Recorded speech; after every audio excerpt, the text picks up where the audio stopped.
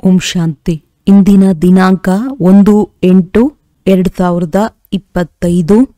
ಪ್ರಾರ್ಥ ಮುರುಳಿ. ಬಾಪ್ತಾದ ಮಧುಬನ. ಮಧುರ ಮಕ್ಕಳೇ, ನೀವು ವಿದ್ಯೆಯಿಂದ ತಮ್ಮ ಕರ್ಮಾತೀತ ಸ್ಥಿತಿಯನ್ನು ಮಾಡಿಕೊಳ್ಳಬೇಕು. ಜೊತೆಯಲ್ಲಿ ಪತಿತರಿಂದ ಪಾವನರನ್ನಾಗಿ ಮಾಡುವ ಮಾರ್ಗವನ್ನು ತೋರಿಸಬೇಕು. ಆತ್ಮಗಳ ಸೇವೆ ಮಾಡಬೇಕಾಗಿದೆ.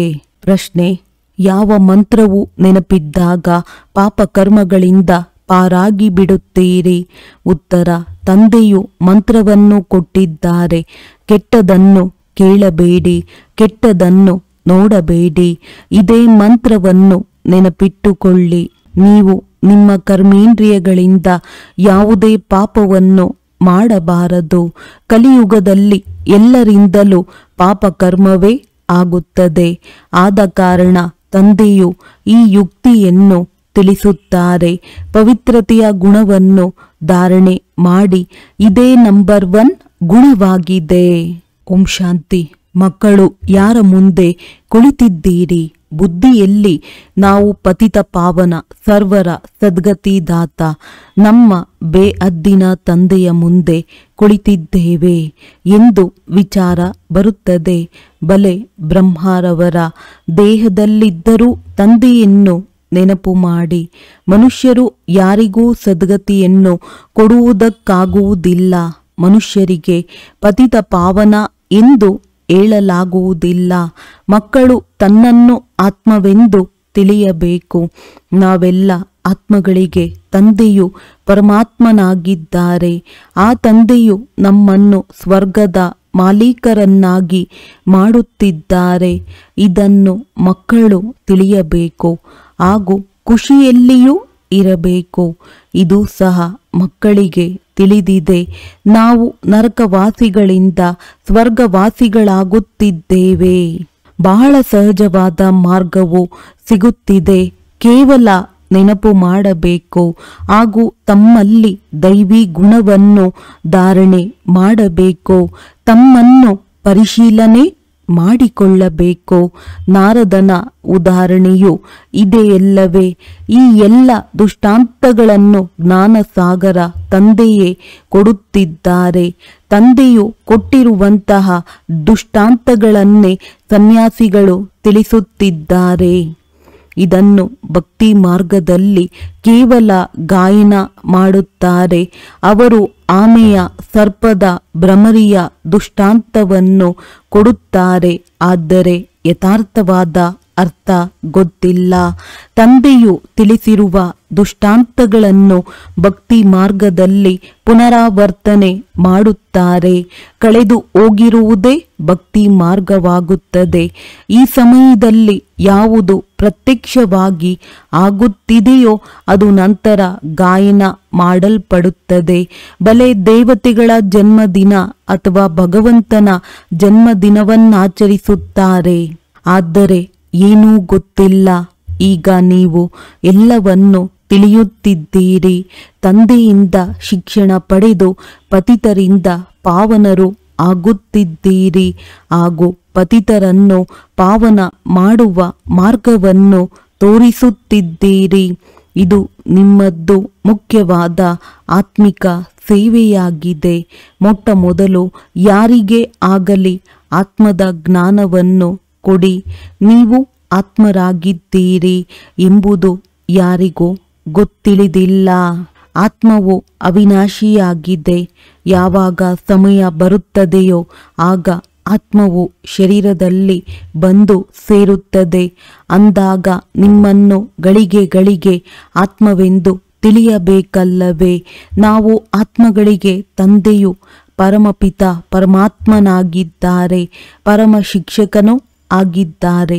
ಇದೆಲ್ಲವೂ ಪ್ರತಿಕ್ಷಣವೂ ಮಕ್ಕಳಿಗೆ ನೆನಪಿರಬೇಕು. ಇದನ್ನು ಮರೆಯಬಾರದು. ಈಗ ಮನೆಗೆ ಹಿಂತಿರುಗಿ ಹೋಗಬೇಕು. ವಿನಾಶವು ಮುಂದೆ ನಿಂತಿದೆ. ಸತ್ಯಯುಗದಲ್ಲಿ ದೈವಿ ಪರಿವಾರವು ಬಹಳ ಚಿಕ್ಕದಾಗಿರುತ್ತದೆ. ಕಲಿಯುಗದಲ್ಲಿ ಎಷ್ಟೊಂದು ಮಂದಿ ಮನುಷ್ಯರಿದ್ದಾರೆ. ಅನೇಕ ಧರ್ಮ, ಅನೇಕ ಮತಗಳಿವೆ. ಸತ್ಯಯುಗದಲ್ಲಿ ಇದ್ಯಾವುದೂ ಇರುವುದಿಲ್ಲ. ಮಕ್ಕಳಿಗೆ ಇಡೀ ದಿನ ಬುದ್ಧಿಯಲ್ಲಿ ಇದೇ ಮಾತುಗಳು ಬರುತ್ತಿರಬೇಕು. ಇದು ವಿದ್ಯೆಯಾಗಿದೆ. ಆ ವಿದ್ಯೆಯಲ್ಲಿಯೂ ಅನೇಕ ಪುಸ್ತಕಗಳಿರುತ್ತವೆ. ಪ್ರತಿ ತರಗತಿಗೂ ಹೊಸ ಹೊಸ ಪುಸ್ತಕಗಳನ್ನು ಖರೀದಿ ಮಾಡಬೇಕಾಗುತ್ತದೆ. ಇಲ್ಲಿ ಯಾವುದೇ ಪುಸ್ತಕದ ಅಥವಾ ಶಾಸ್ತ್ರದ ಮಾತಿಲ್ಲ. ಇದರಲ್ಲಿ ಒಂದೇ ಮಾತು, ಒಂದೇ ವಿದ್ಯಾಭ್ಯಾಸವಿದೆ. ಇಲ್ಲಿ ಯಾವಾಗ ಬ್ರಿಟಿಷ್ ಸರ್ಕಾರವಿತ್ತು, ರಾಜರುಗಳ ರಾಜ್ಯವಿತ್ತು, ಆಗ ಸ್ಟ್ಯಾಂಪ್ನಲ್ಲಿಯೂ ರಾಜ ರಾಣಿಯರ ವಿನಃ ಇನ್ಯಾವುದೇ ಭಾವಚಿತ್ರವನ್ನು ಹಾಕುತ್ತಿರಲಿಲ್ಲ. ಇತ್ತೀಚಿನ ದಿನಗಳಲ್ಲಿ ನೋಡಿದಾಗ ಯಾರೆಲ್ಲ ಭಕ್ತರು ಇದ್ದು ಹೋಗಿದ್ದಾರೆಯೋ ಅವರ ಭಾವಚಿತ್ರಗಳನ್ನು ಹಾಕಿ ಸ್ಟ್ಯಾಂಪ್ ಮಾಡುತ್ತಾರೆ. ಈ ಲಕ್ಷ್ಮೀನಾರಾಯಣರ ರಾಜ್ಯವಿದ್ದಾಗ ಚಿತ್ರದಲ್ಲಿಯೂ ಒಬ್ಬರದ್ದೇ ಮಹಾರಾಜ ಮಹಾರಾಣಿಯರದ್ದು ಇರುತ್ತದೆ. ಯಾವ ದೇವತೆಗಳು ಇದ್ದು ಹೋಗಿದ್ದಾರೆ ಅವರ ಚಿತ್ರವು ಅಳಿಸಿ ಹೋಗಿದೆ ಎನ್ನುವ ಮಾತಿಲ್ಲ. ತುಂಬ ಹಳೆಯ ದೇವತೆಗಳ ಚಿತ್ರ ಮನಪೂರ್ವಕವಾಗಿ ಒಪ್ಪಿಕೊಳ್ಳುತ್ತಾರೆ. ಏಕೆಂದರೆ ಶಿವತಂದೆಯ ನಂತರ ದೇವತೆಗಳಿಗೆ ಆದ್ಯತೆ ಇದೆ. ಇವೆಲ್ಲ ಮಾತುಗಳನ್ನು ನೀವು ಮಕ್ಕಳು ಧಾರಣೆ ಮಾಡುತ್ತೀರಿ. ಏಕೆಂದರೆ ಬೇರೆಯವರಿಗೆ ಮಾರ್ಗ ತೋರಿಸುವುದಕ್ಕಾಗಿ. ಇದು ಖಂಡಿತವಾಗಿ ಭಿನ್ನವಾದ ವಿದ್ಯೆಯಾಗಿದೆ. ನೀವೇ ಇದನ್ನು ಕೇಳಿದ್ದೀರಿ, ಪದವಿಯನ್ನು ಪಡೆದಿದ್ದೀರಿ. ಮತ್ಯಾರಿಗೂ ಇದು ಗೊತ್ತಿಲ್ಲ. ನಿಮಗೆ ರಾಜಯೋಗವನ್ನು ಪರಮಪಿತ ಪರಮಾತ್ಮನೇ ಕಲಿಸುತ್ತಿದ್ದಾರೆ. ಮಹಾಭಾರತ ಯುದ್ಧವು ಪ್ರಸಿದ್ಧಿಯಾಗಿದೆ. ಏನಾಗುತ್ತದೆ ಎಂಬುದನ್ನು ಮುಂದೆ ನೋಡುತ್ತೀರಿ. ಮನುಷ್ಯರು ಏನೆಲ್ಲವನ್ನು ಹೇಳುತ್ತಾರೆ. ದಿನ ಪ್ರತಿದಿನ ಮನುಷ್ಯರಿಗೆ ಟಚ್ ಆಗುತ್ತದೆ. ಮೂರನೆಯ ಮಹಾಭಾರತ ಯುದ್ಧವು ನಡೆಯುತ್ತದೆ ಎಂದು ಹೇಳುತ್ತಾರೆ. ನೀವು ಮಕ್ಕಳು ಇದಕ್ಕೆ ಮುಂಚಿತವಾಗಿ ಈ ವಿದ್ಯಾಭ್ಯಾಸದಿಂದ ಕರ್ಮಾತೀತ ಸ್ಥಿತಿಯನ್ನು ಪ್ರಾಪ್ತಿ ಮಾಡಿಕೊಳ್ಳಬೇಕು. ಆದರೆ ಆಸುರರಿಗೆ ಹಾಗೂ ದೇವತೆಗಳಿಗೆ ಯುದ್ಧವಾಯಿತು ಎನ್ನುವುದು ನಡೆದಿಲ್ಲ. ಈ ಸಮಯದಲ್ಲಿ ನೀವು ಬ್ರಾಹ್ಮಣ ಸಂಪ್ರದಾಯದವರಾಗಿದ್ದೀರಿ, ಮತ್ತೆ ನೀವೇ ದೈವಿ ಸಂಪ್ರದಾಯದವರಾಗುತ್ತೀರಿ. ಆ ಕಾರಣ ಈ ಜನ್ಮದಲ್ಲಿ ದೈವಿ ಗುಣ ಧಾರಣೆಯನ್ನು ಮಾಡುತ್ತೀರಿ. ಪವಿತ್ರತೆಯು ನಂಬರ್ 1 ದೈವಿ ಗುಣವಾಗಿದೆ. ನೀವು ಈ ಶರೀರದ ಮುಖಾಂತರ ಎಷ್ಟೊಂದು ಪಾಪಗಳನ್ನು ಮಾಡುತ್ತಾ ಬಂದಿದ್ದೀರಿ. ಆತ್ಮಕ್ಕೆ ಹೇಳಲಾಗುತ್ತದೆ, ಪಾಪಾತ್ಮ ಆತ್ಮವು ಈ ಕರ್ಮೇಂದ್ರಿಯಗಳಿಂದ ಎಷ್ಟೊಂದು ಪಾಪ ಮಾಡುತ್ತಾ ಬಂದಿದೆ. ಈಗ ಕೆಟ್ಟದನ್ನು ಕೇಳಬೇಡಿ. ಯಾರಿಗೆ ಹೇಳಲಾಗುತ್ತದೆ? ಆತ್ಮಕ್ಕೆ. ಆತ್ಮವೇ ಕಿವಿಗಳಿಂದ ಕೇಳುತ್ತದೆ. ತಂದೆಯು ನೀವು ಮಕ್ಕಳಿಗೆ ಸ್ಮೃತಿ ತರಿಸುತ್ತಿದ್ದಾರೆ. ನೀವು ಆದಿ ಸನಾತನ ದೇವಿ ದೇವತಾ ಧರ್ಮದವರಾಗಿದ್ದೀರಿ. ಚಕ್ರದಲ್ಲಿ ಸುತ್ತುತ್ತಾ ಬಂದಿದ್ದೀರಿ. ಈಗ ಪುನಃ ಅವರೇ ನೀವಾಗಬೇಕು. ಈ ಮಧುರ ಸ್ಮೃತಿಯು ಬರುವುದರಿಂದ ಪವಿತ್ರರಾಗುವ ಧೈರ್ಯವು ಬರುತ್ತದೆ. ನಾವು ಹೇಗೆ 84 ಜನ್ಮಗಳನ್ನು ಪಡೆಯುತ್ತಾ ಬಂದೆವು ಎಂಬುದು ನಿಮ್ಮ ಬುದ್ಧಿಯಲ್ಲಿದೆ. ಮೊದಲು ನಾವು ದೇವತೆಗಳಾಗಿದ್ದೆವು. ಇದು ಕಥೆಯಲ್ಲವೇ? 5000 ವರ್ಷಗಳ ಹಿಂದೆ ನಾವೇ ದೇವತೆಗಳಾಗಿದ್ದೆವು ಎಂಬುದು ಬುದ್ಧಿಯಲ್ಲಿ ಬರಬೇಕಲ್ಲವೇ? ನಾವು ಆತ್ಮರು ಮೂಲವತನದಲ್ಲಿದ್ದೆವು. ನಾವೆಲ್ಲ ಆತ್ಮಗಳ ಮನೆ ಅದಾಗಿದೆ ಎಂಬುದು ನಿಮಗೆ ವಿಚಾರದಲ್ಲಿಯೇ ಇರಲಿಲ್ಲ. ಅಲ್ಲಿಂದ ಇಲ್ಲಿಗೆ ಪಾತ್ರವನ್ನಭಿನಯಿಸುವುದಕ್ಕೆ ಬರುತ್ತೇವೆ. ಸೂರ್ಯವಂಶಿ ಚಂದ್ರವಂಶಿ ಆದೆವು.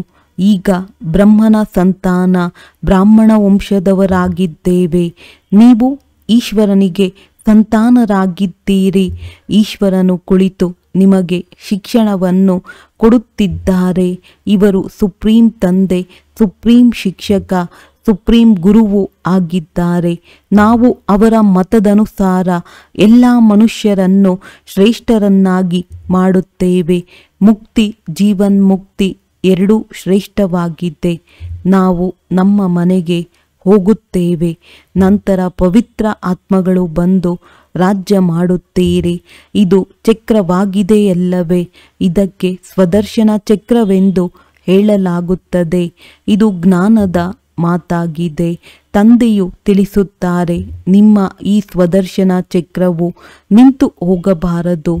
ತಿರುಗುತ್ತಾ ಇರುವುದರಿಂದಲೇ ವಿಕರ್ಮಗಳು ವಿನಾಶವಾಗುತ್ತದೆ. ನೀವೀಗ ರಾವಣನ ಮೇಲೆ ವಿಜಯವನ್ನು ಪಡೆಯುತ್ತೀರಿ. ಪಾಪವು ಅಳಿಸಿ ಹೋಗುತ್ತದೆ. ಈಗ ಸ್ಮರಣೆ ಮಾಡುವುದಕ್ಕೆ ಸ್ಮೃತಿ ಬಂದಿದೆ. ಕುಳಿತು ಮಾಲೆಯನ್ನು ಸ್ಮರಿಸುವ ಮಾತಲ್ಲ. ಆತ್ಮದ ಆಂತರ್ಯದಲ್ಲಿ ಯಾವ ಜ್ಞಾನವಿದೆಯೋ ಅದನ್ನು ನೀವು ಮಕ್ಕಳು ನಿಮ್ಮ ಸಹೋದರ ಸಹೋದರಿಯರಿಗೆ ತಿಳಿಸಬೇಕು. ಮಕ್ಕಳು ಸಹಯೋಗಿಗಳಾಗುತ್ತೀರಲ್ಲವೇ? ನೀವು ಮಕ್ಕಳನ್ನೇ ಸ್ವದರ್ಶನ ಚಕ್ರಧಾರಿಯನ್ನಾಗಿ ಮಾಡುತ್ತೇನೆ. ಈ ಜ್ಞಾನವು ತಂದೆಯಲ್ಲಿಯೇ ಇರುವ ಕಾರಣ ತಂದೆಗೆ ಜ್ಞಾನ ಸಾಗರ, ಮನುಷ್ಯ ಸೃಷ್ಟಿಯ ಬೀಜರೂಪನೆಂದು ಕರೆಯುತ್ತಾರೆ. ಅವರಿಗೆ ಉದೋಟದ ಮಾಲೀಕನೆಂದು ಕರೆಯುತ್ತಾರೆ. ದೇವಿ ದೇವತಾ ಧರ್ಮದ ಬೀಜವನ್ನು ಶಿವತಂದೆಯೇ ನೆಡುತ್ತಾರೆ. ಈಗ ನೀವು ದೇವಿ ದೇವತೆಗಳಾಗುತ್ತಿದ್ದೀರಿ. ಇದನ್ನು ಇಡೀ ದಿನ ಸ್ಮರಣೆ ಮಾಡುತ್ತಿದ್ದರೆ ನಿಮ್ಮ ಕಲ್ಯಾಣವು ಬಹಳ ಬೇಗ ಆಗುತ್ತದೆ. ದೈವಿ ಗುಣವನ್ನು ಧಾರಣೆ ಮಾಡಬೇಕು, ಪವಿತ್ರರೂ ಆಗಬೇಕು. ಸ್ತ್ರೀ ಪುರುಷ ಇಬ್ಬರು ಒಟ್ಟಿಗೆ ಇದ್ದು ಪವಿತ್ರರಾಗಬೇಕು ಎಂದು ಹೇಳುವ ಧರ್ಮ ಯಾವುದೂ ಇಲ್ಲ. ಕೇವಲ ಪುರುಷರಷ್ಟೇ ನಿವೃತ್ತ ಮಾರ್ಗಕ್ಕೆ ಹೋಗುತ್ತಾರೆ. ಸ್ತ್ರೀ ಪುರುಷ ಇಬ್ಬರು ಒಟ್ಟಿಗೆ ಇದ್ದು ಪವಿತ್ರರಾಗುವುದು ಕಷ್ಟವಿದೆ ಎಂದು ಹೇಳುತ್ತಾರೆ. ಸತ್ಯಯುಗದಲ್ಲಿ ಇದ್ದಿರಲ್ಲವೇ? ಲಕ್ಷ್ಮೀ ನಾರಾಯಣರ ಮಹಿಮೆಯನ್ನು ಮಾಡುತ್ತಾರೆ. ಈಗ ನಿಮಗೆ ತಿಳಿದಿದೆ, ತಂದೆಯು ನಮ್ಮನ್ನು ಶೂದ್ರರಿಂದ ಬ್ರಾಹ್ಮಣರನ್ನಾಗಿ ಮಾಡಿ ಮತ್ತೆ ದೇವತೆಗಳನ್ನಾಗಿ ಮಾಡುತ್ತಿದ್ದಾರೆ. ನಾವೇ ಪೂಜ್ಯರಿಂದ ಪೂಜಾರಿಗಳಾದೆವು. ಯಾವಾಗ ವಾಮ ಮಾರ್ಗದಲ್ಲಿ ಹೋಗುತ್ತೇವೆಯೋ ಆಗ ಶಿವನ ಮಂದಿರವನ್ನು ಕಟ್ಟಿಸಿ ಪೂಜೆ ಮಾಡಿದ್ದೆವು. ನೀವು ಮಕ್ಕಳಿಗೆ ನಿಮ್ಮ 84 ಜನ್ಮಗಳ ಜ್ಞಾನವೂ ಇದೆ. ತಂದೆಯೇ ತಿಳಿಸುತ್ತಾರೆ. ನಿಮಗೆ ನಿಮ್ಮ ಜನ್ಮಗಳ ಕಥೆಯೂ ಗೊತ್ತಿಲ್ಲ, ಅದನ್ನು ನಾನೇ ತಿಳಿಸುತ್ತೇನೆ. ಇಂತಹ ಮಾತುಗಳನ್ನು ಯಾವುದೇ ಮನುಷ್ಯರು ಹೇಳಲು ಆಗುವುದಿಲ್ಲ. ಈಗ ತಂದೆಯು ನಿಮ್ಮನ್ನು ಸ್ವದರ್ಶನ ಚಕ್ರಧಾರಿಯನ್ನಾಗಿ ಮಾಡುತ್ತಿದ್ದಾರೆ. ನೀವು ಆತ್ಮರು ಪವಿತ್ರರಾಗುತ್ತಿದ್ದೀರಿ. ಶರೀರವಂತೂ ಇಲ್ಲಿ ಪವಿತ್ರವಾಗುವುದಿಲ್ಲ. ಆತ್ಮವು ಪವಿತ್ರವಾಗಿ ಬಿಟ್ಟರೆ ಈ ಅಪವಿತ್ರ ಶರೀರವನ್ನು ಬಿಟ್ಟು ಬಿಡುತ್ತದೆ. ಎಲ್ಲ ಆತ್ಮಗಳು ಪವಿತ್ರರಾಗಿ ಹಿಂತಿರುಗಬೇಕು. ಪವಿತ್ರ ಪ್ರಪಂಚವು ಈಗ ಸ್ಥಾಪನೆಯಾಗುತ್ತಿದೆ. ಬಾಕಿ ಉಳಿದವರು ಮಧುರವಾದ ಮನೆಗೆ ತಲುಪುತ್ತಾರೆ. ಇದನ್ನು ನೆನಪಿನಲ್ಲಿಟ್ಟುಕೊಳ್ಳಿ. ತಂದೆಯ ನೆನಪಿನ ಜೊತೆಯಲ್ಲಿ ಮನೆಯನ್ನು ಖಂಡಿತವಾಗಿ ನೆನಪು ಮಾಡಬೇಕು. ಏಕೆಂದರೆ ಈಗ ಹಿಂತಿರುಗಿ ಮನೆಗೆ ಹೋಗಬೇಕು. ಮನೆಯಲ್ಲಿಯೇ ತಂದೆಯನ್ನು ನೆನಪು ಮಾಡಬೇಕು. ಬಲೆ ನಿಮಗೆ ಗೊತ್ತಿದೆ, ಬಾಬಾ ಈ ಬ್ರಹ್ಮ ದೇಹದಲ್ಲಿ ಬಂದು ನಮಗೆ ತಿಳಿಸುತ್ತಿದ್ದಾರೆ. ಆದರೆ ಬುದ್ಧಿಯು ಪರಮಧಾಮ ಮಧುರವಾದ ಮನೆಯಿಂದ ತುಂಡಾಗಬಾರದು. ಶಿಕ್ಷಕರು ಮನೆ ಬಿಟ್ಟು ನಿಮಗೆ ಓದಿಸುವುದಕ್ಕಾಗಿ ಬರುತ್ತಾರೆ. ಓದಿಸಿ ಮತ್ತೆ ದೂರ ಹೊರಟು ಬಿಡುತ್ತಾರೆ. ಸೆಕೆಂಡಿನಲ್ಲಿ ಎಲ್ಲಿಗೆ ಬೇಕಾದರೂ ಹೋಗಬಹುದು. ಆತ್ಮವು ಎಷ್ಟು ಚಿಕ್ಕ ಬಿಂದುವಾಗಿದೆ ಎಂಬುದು ಆಶ್ಚರ್ಯದ ಮಾತಲ್ಲವೇ? ತಂದೆಯು ಆತ್ಮದ ಜ್ಞಾನವನ್ನು ಕೊಟ್ಟಿದ್ದಾರೆ. ಸ್ವರ್ಗದಲ್ಲಿ ಯಾವುದೇ ಕೊಳಕು ವಸ್ತುಗಳಿರುವುದಿಲ್ಲವೆಂಬುದು ನಿಮಗೆ ತಿಳಿದಿದೆ. ಯಾವುದರಿಂದ ನಿಮ್ಮ ಕೈಕಾಲು ಅಥವಾ ವಸ್ತ್ರಗಳು ಕೊಳಕಾಗುವುದಿಲ್ಲ. ದೇವತೆಗಳಿಗೆ ಹೇಗೆ ಸುಂದರವಾದ ವೇಷಭೂಷಣಗಳಿರುತ್ತವೆ, ಎಷ್ಟು ಫಸ್ಟ್ ಕ್ಲಾಸ್ ವಸ್ತ್ರಗಳಿರುತ್ತವೆ. ಒಗೆಯುವಂತಹ ಅವಶ್ಯಕತೆಯೂ ಇರುವುದಿಲ್ಲ. ಇದನ್ನು ನೋಡಿ ಎಷ್ಟೊಂದು ಖುಷಿ ಪಡಬೇಕಲ್ಲವೇ? ಭವಿಷ್ಯದ 21 ಜನ್ಮಗಳು ನಾವು ಈ ರೀತಿಯಾಗುತ್ತೇವೆಂದು ಆತ್ಮಕ್ಕೆ ಗೊತ್ತಿದೆ. ಕೇವಲ ಅದನ್ನು ನೋಡುತ್ತಲೇ ಇರಿ. ಈ ಚಿತ್ರವು ಎಲ್ಲರ ಬಳಿ ಇರಬೇಕು. ನಮ್ಮನ್ನು ತಂದೆಯು ಈ ರೀತಿ ಮಾಡುತ್ತಿದ್ದಾರೆ ಎಂಬುದರಲ್ಲಿ ಬಹಳ ಖುಷಿ ಇರಬೇಕು. ಇಂತಹ ತಂದೆಗೆ ನಾವು ಮಕ್ಕಳಾಗಿದ್ದೇವೆಂದ ಮೇಲೆ ನಾವೇಕೆ ಅಳಬೇಕು? ನೀವು ಏಕೆ ಚಿಂತೆ ಮಾಡಬೇಕು? ದೇವತೆಗಳ ಮಂದಿರಕ್ಕೆ ಹೋಗಿ ಮಹಿಮೆ ಮಾಡುತ್ತಾರೆ. ಸರ್ವಗುಣ ಸಂಪನ್ನ ಅಚ್ಯುತಂ ಕೇಶವಂ ಎಷ್ಟೊಂದು ಹೆಸರುಗಳನ್ನು ಹೇಳುತ್ತಾರೆ. ನೀವು ಏನನ್ನು ನೆನಪು ಮಾಡುತ್ತೀರೋ ಅದೆಲ್ಲವೂ ಶಾಸ್ತ್ರದಲ್ಲಿ ಬರೆಯಲ್ಪಟ್ಟಿದೆ. ಶಾಸ್ತ್ರಗಳನ್ನು ಯಾರು ಬರೆದಿದ್ದಾರೆ? ವ್ಯಾಸ ಅಥವಾ ಕೆಲವರು ಹೊಸೊಬ್ಬರು ಬರೆಯುತ್ತಾರೆ. ಹಿಂದೆ ಎಲ್ಲವೂ ಕೈಯಿಂದ ಬರೆದಿದ್ದ ಚಿಕ್ಕ ಗ್ರಂಥವಿತ್ತು. ಆದರೆ ಈಗ ಎಷ್ಟು ದೊಡ್ಡದಾಗಿ ಮಾಡಿಬಿಟ್ಟಿದ್ದಾರೆ ಎಂದರೆ ಇದರಲ್ಲಿ ಎಷ್ಟೊಂದು ವಿಷಯವನ್ನು ಸೇರಿಸಿಬಿಟ್ಟಿದ್ದಾರೆ. ಈಗ ಗುರುನಾನಕ್ ಬರುತ್ತಾರೆ, ತನ್ನ ಧರ್ಮ ಸ್ಥಾಪನೆ ಮಾಡುತ್ತಾರೆ. ಜ್ಞಾನವನ್ನು ಕೊಡುವಂಥವರು ಒಬ್ಬರೇ ಆಗಿದ್ದಾರೆ. ಕೇವಲ ತನ್ನ ಧರ್ಮ ಸ್ಥಾಪನೆ ಮಾಡುವುದಕ್ಕೆ ಕ್ರೈಸ್ತನೂ ಬರುತ್ತಾನೆ. ಯಾವಾಗ ಎಲ್ಲರೂ ಬರುತ್ತಾರೆ, ನಂತರ ಹಿಂತಿರುಗಿ ಹೋಗುತ್ತಾರೆ. ಮನೆಗೆ ಕಳುಹಿಸುವವರು ಯಾರು? ಕ್ರೈಸ್ತನೇನು? ಈಗಂತೂ ಅವರು ಭಿನ್ನ ನಾಮರೂಪದಲ್ಲಿ ತಮೋ ಪ್ರಧಾನ ಸ್ಥಿತಿಯಲ್ಲಿದ್ದಾರೆ. ಸತೋ ರಜೋ ತಮೋದಲ್ಲಿ ಬರಬೇಕಲ್ಲವೇ? ಈ ಸಮಯದಲ್ಲಿ ಎಲ್ಲರೂ ತಮೋ ಪ್ರಧಾನವಾಗಿದ್ದಾರೆ. ಎಲ್ಲರ ಸ್ಥಿತಿಯು ಜಡೀಭೂತವಾಗಿದೆ. ಪುನರ್ಜನ್ಮವನ್ನು ಪಡೆಯುತ್ತಾ ಈ ಸಮಯದಲ್ಲಿ ಎಲ್ಲ ಧರ್ಮದವರು ತಮೋ ಪ್ರಧಾನರಾಗಿದ್ದಾರೆ. ಈಗ ಎಲ್ಲರೂ ಹಿಂತಿರುಗಿ ಹೋಗಬೇಕಾಗಿದೆ. ಮತ್ತೆ ಚಕ್ರವನ್ನು ಸುತ್ತಬೇಕು. ತಂದೆಯೇ ಬಂದು ಆದಿ ಸನಾತನದ ದೇವಿ ದೇವತಾ ಧರ್ಮವನ್ನು ಸ್ಥಾಪನೆ ಮಾಡುತ್ತಾರೆ. ಮತ್ತೆ ವಿನಾಶವೂ ಆಗುತ್ತದೆ. ಸ್ಥಾಪನೆ, ವಿನಾಶ, ನಂತರ ಪಾಲನೆ. ಸತ್ಯಯುಗದಲ್ಲಿ ಒಂದೇ ಧರ್ಮವಿರುತ್ತದೆ. ಈ ಸ್ಮೃತಿ ಬರುತ್ತದೆ ಎಲ್ಲವೇ. ಇಡೀ ಚಕ್ರವು ಸ್ಮೃತಿಯಲ್ಲಿ ತಂದುಕೊಳ್ಳಬೇಕು. ಈಗ ನಾವು 84 ಜನ್ಮದ ಚಕ್ರವನ್ನು ಪೂರ್ಣ ಮಾಡಿ ಮನೆಗೆ ಹಿಂತಿರುಗುತ್ತೇವೆ. ನೀವು ಮಾತನಾಡುತ್ತಾ ನಡೆಯುತ್ತಾ ಸ್ವದರ್ಶನ ಚಕ್ರಧಾರಿಗಳಾಗಿದ್ದೀರಿ. ಆದರೆ ಅಲ್ಲಿ ಕೃಷ್ಣನಿಗೆ ಸ್ವದರ್ಶನ ಚಕ್ರವನ್ನು ತೋರಿಸಲಾಗಿದೆ.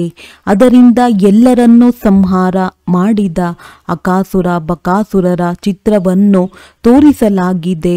ಆದರೆ ಇಂತಹ ಯಾವುದೇ ಮಾತು ನಡೆದಿಲ್ಲ. ನೀವು ಮಕ್ಕಳು ಈಗ ಸ್ವದರ್ಶನ ಚಕ್ರಧಾರಿಗಳಾಗಿರಬೇಕು. ಏಕೆಂದರೆ ಸ್ವದರ್ಶನ ಚಕ್ರದಿಂದಲೇ ನಿಮ್ಮ ಪಾಪಗಳು ತುಂಡಾಗುತ್ತವೆ. ಆಸುರಿತನವು ಸಮಾಪ್ತಿಯಾಗುತ್ತದೆ. ದೇವತೆಗಳಿಗೆ ಹಾಗೂ ಆಸುರರಿಗೆ ಯುದ್ಧವು ನಡೆದಿಲ್ಲ. ಆಸುರರು ಕಲಿಯುಗದಲ್ಲಿ, ದೇವತೆಗಳು ಸತ್ಯಯುಗದಲ್ಲಿರುತ್ತಾರೆ. ಮಧ್ಯದಲ್ಲಿ ಈ ಸಂಗಮ ಯುಗವಿದೆ. ಶಾಸ್ತ್ರಗಳು ಭಕ್ತಿ ಮಾರ್ಗದ್ದಾಗಿದೆ. ಅದರಲ್ಲಿ ಜ್ಞಾನದ ಹೆಸರು ಗುರುತು ಇಲ್ಲ. ಜ್ಞಾನಸಾಗರ ತಂದೆಯೊಬ್ಬರೇ ಎಲ್ಲರ ಸಲುವಾಗಿ ಇದ್ದಾರೆ.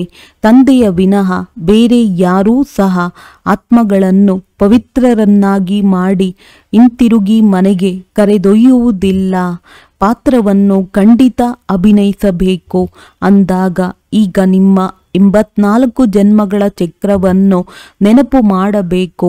ನೀವು ಸತ್ಯಯುಗದಲ್ಲಿ ಹೊಸ ಜನ್ಮದಲ್ಲಿ ಬರುತ್ತೀರಿ. ಇಂತಹ ಜನ್ಮವು ಮತ್ತೆಂದೂ ಸಿಗುವುದಿಲ್ಲ. ಶಿವ ತಂದೆಯ ನಂತರ ಬ್ರಹ್ಮ ತಂದೆ, ಲೌಕಿಕ, ಪಾರಲೌಕಿಕ ಹಾಗೂ ಇವರು ಅಲೌಕಿಕ ತಂದೆಯಾಗಿದ್ದಾರೆ. ಈ ಸಮಯದ್ದೇ ಮಾತು. ಇದಕ್ಕೆ ಅಲೌಕಿಕವೆನ್ನಲಾಗುತ್ತದೆ. ನೀವು ಮಕ್ಕಳು ಆ ಶಿವ ತಂದೆಯನ್ನು ಸ್ಮರಣೆ ಮಾಡುತ್ತೀರಿ, ಬ್ರಹ್ಮ ತಂದೆಯನ್ನಲ್ಲ. ಬಲೆ ಬ್ರಹ್ಮನ ಮಂದಿರದಲ್ಲಿ ಹೋಗಿ ಪೂಜೆ ಮಾಡುತ್ತಾರೆ. ಯಾವಾಗ ಸೂಕ್ಷ್ಮ ವತನದಲ್ಲಿ ಸಂಪೂರ್ಣ ಅವ್ಯಕ್ತ ಮೂರ್ತಿಯಾಗುತ್ತಾರೆಯೋ ಆಗಲೇ ಅವರಿಗೆ ಪೂಜೆ ಮಾಡುತ್ತಾರೆ. ಈ ಶರೀರಧಾರಿಯು ಬ್ರಹ್ಮ ಪೂಜೆಗೆ ಯೋಗ್ಯರಾಗಿಲ್ಲ. ಇವರು ಮನುಷ್ಯರಲ್ಲವೇ? ಮನುಷ್ಯರಿಗೆ ಪೂಜೆ ಮಾಡಲಾಗುವುದಿಲ್ಲ. ಬ್ರಹ್ಮನಿಗೆ ದಾಡಿ ತೋರಿಸಿದ್ದಾರೆಂದರೆ ಅವರು ಇಲ್ಲಿಯವರೇ ಎಂದು ತಿಳಿಯಲಾಗುತ್ತದೆ. ದೇವತೆಗಳಿಗೆ ದಾಡಿ ಇರುವುದಿಲ್ಲ. ಇವೆಲ್ಲ ಮಾತುಗಳನ್ನು ಮಕ್ಕಳಿಗೆ ತಿಳಿಸಲಾಗಿದೆ. ನಿಮ್ಮ ಹೆಸರು ಪ್ರಸಿದ್ಧಿಯಾಗಿರುವುದರಿಂದಲೇ ನಿಮ್ಮ ಮಂದಿರವನ್ನು ಕಟ್ಟಿಸಿದ್ದಾರೆ. ಸೋಮನಾಥ ಮಂದಿರವು ಎಷ್ಟೊಂದು ಶ್ರೇಷ್ಠವಾಗಿದೆ. ಸೋಮರಸ ಕುಡಿಸಿದರು. ಮುಂದೇನಾಯಿತು? ಮತ್ತೆ ಇಲ್ಲಿನ ದಿಲ್ವಾಡ ಮಂದಿರವನ್ನು ನೋಡಿ. ನಿಮ್ಮದೇ ನೆನಪಾರ್ಥವಾಗಿ ಈ ಮಂದಿರವನ್ನು ಮಾಡಿದ್ದಾರೆ. ಕೆಳಗಡೆ ತಪಸ್ಸು ಮಾಡುತ್ತಿದ್ದಾರೆ. ಮೇಲೆ ಸ್ವರ್ಗವನ್ನು ತೋರಿಸಿದ್ದಾರೆ. ಮನುಷ್ಯರು ಸ್ವರ್ಗವು ಮೇಲಿದೆ ಎಂದು ತಿಳಿಯುತ್ತಾರೆ. ಮಂದಿರದಲ್ಲಿಯೂ ಸ್ವರ್ಗವನ್ನು ಕೆಳಗಡೆ ಹೇಗೆ ಮಾಡುವುದು? ಆ ಕಾರಣ ಮೇಲೆ ತೋರಿಸಲಾಗಿದೆ. ಕಟ್ಟಿಸಿದವರಿಗೆ ಇದರ ಅರ್ಥವೂ ಗೊತ್ತಿಲ್ಲ. ದೊಡ್ಡ ದೊಡ್ಡ ಕೋಟ್ಯಾಧಿಪತಿಗಳಿಗೆ ಇದನ್ನು ತಿಳಿಸಿರಿ. ನಿಮಗೆ ಈಗ ಜ್ಞಾನ ಸಿಕ್ಕಿರುವುದರಿಂದ ಇದನ್ನು ನೀವು ಅನೇಕರಿಗೆ ತಿಳಿಸಬಹುದು. ಒಳ್ಳೆಯದು. ಮಧುರಾತಿ ಮಧುರ ಅಗಲಿ ಹೋಗಿ ಮರಳಿ ಸಿಕ್ಕಿರುವ ಮಕ್ಕಳ ಪ್ರತಿ ಮಾತ್ಪಿತಾ ಪಾಪ್ತಾದಾರವರ ನೆನಪು, ಪ್ರೀತಿ ಹಾಗೂ ಸುಪ್ರಭಾತ. ಆತ್ಮಿಕ ಮಕ್ಕಳಿಗೆ ಆತ್ಮಿಕ ತಂದೆಯ ನಮಸ್ತೆ. ಧಾರಣೆಗಾಗಿ ಮುಖ್ಯ ಸಾರ. ಆಂತರ್ಯದಿಂದ ಆಸುರಿತನವನ್ನು ಸಮಾಪ್ತಿ ಮಾಡುವುದಕ್ಕೆ ನಡೆಯುತ್ತಾ ತಿರುಗಾಡುತ್ತಾ ಸ್ವದರ್ಶನ ಚಕ್ರಧಾರಿಗಳಾಗಿ ಪೂರ್ಣ ಚಕ್ರವನ್ನು ಸ್ಮೃತಿಯಲ್ಲಿ ತಂದುಕೊಳ್ಳಬೇಕು. ತಂದೆಯ ನೆನಪಿನ ಜೊತೆಗೆ ಬುದ್ಧಿಯು ಪರಮಧಾಮ ಮನೆಯಲ್ಲಿಯೇ ಸಿಕ್ಕಿ ಹಾಕಿಕೊಂಡಿರಬೇಕು. ತಂದೆಯು ಯಾವ ಸ್ಮೃತಿಯನ್ನು ತರಿಸುತ್ತಿದ್ದಾರೆಯೋ ಅದನ್ನು ಸ್ಮರಣೆ ಮಾಡುತ್ತಾ ನಿಮ್ಮ ಕಲ್ಯಾಣ ಮಾಡಿಕೊಳ್ಳಿ. ವರದಾನ: ಸರ್ವಗುಣ ಸಂಪನ್ನ ಆಗುವುದರ ಜೊತೆ ಯಾವುದಾದರೂ ಒಂದು ವಿಶೇಷತೆಯಲ್ಲಿ ವಿಶೇಷ ಪ್ರಭಾವಶಾಲಿ ಭವ. ಹೇಗೆ ಡಾಕ್ಟರ್ಗಳು ಸಾಮಾನ್ಯ ಕಾಯಿಲೆಯ ಜ್ಞಾನವಂತೂ ಹೊಂದಿರುತ್ತಾರೆ, ಆದರೆ ಜೊತೆ ಯಾವುದಾದರೂ ಒಂದು ಮಾತಿನಲ್ಲಿ ವಿಶೇಷ ಜ್ಞಾನದಲ್ಲಿ ಹೆಸರುವಾಸಿಯಾಗಿ ಬಿಡುತ್ತಾರೆ.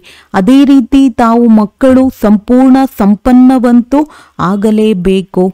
ಆದರೂ ಸಹ ಒಂದು ವಿಶೇಷತೆಯನ್ನು ವಿಶೇಷ ರೂಪದಲ್ಲಿ ಅನುಭವದಲ್ಲಿ ತರುತ್ತಾ ಸೇವೆಯಲ್ಲಿ ತರುತ್ತಾ ಮುಂದುವರೆಯುತ್ತಾ ಹೋಗಿ. ಹೇಗೆ ಸರಸ್ವತಿಯನ್ನು ವಿದ್ಯಾದೇವಿ, ಲಕ್ಷ್ಮಿಯನ್ನು ಧನದ ದೇವಿ ಎಂದು ಹೇಳಿ ಪೂಜಿಸುತ್ತಾರೆ, ಅದೇ ರೀತಿ ತಮ್ಮಲ್ಲಿ ಸರ್ವಗುಣ ಸರ್ವಶಕ್ತಿಗಳು ಇದ್ದರೂ ಸಹ ಒಂದು ವಿಶೇಷತೆಯಲ್ಲಿ ವಿಶೇಷ ಸಂಶೋಧನೆ ಮಾಡಿ ಸ್ವಯಂ ಅನ್ನು ಪ್ರಭಾವಶಾಲಿ ಮಾಡಿಕೊಳ್ಳಿ. ಸ್ಲೋಗನ್: ವಿಕಾರರೂಪಿ ಸರ್ಪವನ್ನು ಸಹಜ ಯೋಗದ ಶಯ್ಯೆಯನ್ನಾಗಿ ಮಾಡಿಕೊಂಡು ಬಿಡಿ, ಆಗ ಸದಾ ನಿಶ್ಚಿಂತರಾಗಿರುತ್ತಾರೆ. ಅವ್ಯಕ್ತ ಸೂಚನೆ: ಸಹಜ ಯೋಗಿ ಆಗಬೇಕೆಂದರೆ ಪರಮಾತ್ಮನ ಪ್ರೀತಿಯ ಅನುಭವಿಯಾಗಿರಿ. ಯಾವಾಗ ಮನಸ್ಸೇ ತಂದೆಯದಾಗಿದೆ ಅಂದಾಗ ಮನಸ್ಸು ಹೇಗೆ ಜೋಡಿಸುವುದು, ಪ್ರೀತಿ ಹೇಗೆ ಮಾಡುವುದು? ಇಂತಹ ಪ್ರಶ್ನೆಗಳು ಬರಲು ಸಾಧ್ಯವೇ ಇಲ್ಲ. ಏಕೆಂದರೆ ಸದಾ ಲವಲೀನರಾಗಿರುತ್ತೀರಿ. ಪ್ರೀತಿಯ ಸ್ವರೂಪ ಮಾಸ್ಟರ್ ಪ್ರೀತಿಯ ಸಾಗರರಾಗಿದ್ದೀರಿ ಅಂದಾಗ ಪ್ರೀತಿಯನ್ನು ಮಾಡಬೇಕಾಗಿಲ್ಲ. ಪ್ರೀತಿಯ ಸ್ವರೂಪರಾಗಿದ್ದೀರಿ. ಎಷ್ಟು ಜ್ಞಾನ ಸೂರ್ಯ ಕಿರಣಗಳು ಅಥವಾ ಪ್ರಕಾಶ ಹೆಚ್ಚಾಗುತ್ತದೆ, ಅಷ್ಟು ಹೆಚ್ಚು ಪ್ರೀತಿಯ ಅಲೆಗಳು ಬರುತ್ತವೆ. ಒಳ್ಳೆಯದು. ಓಂ ಶಾಂತಿ.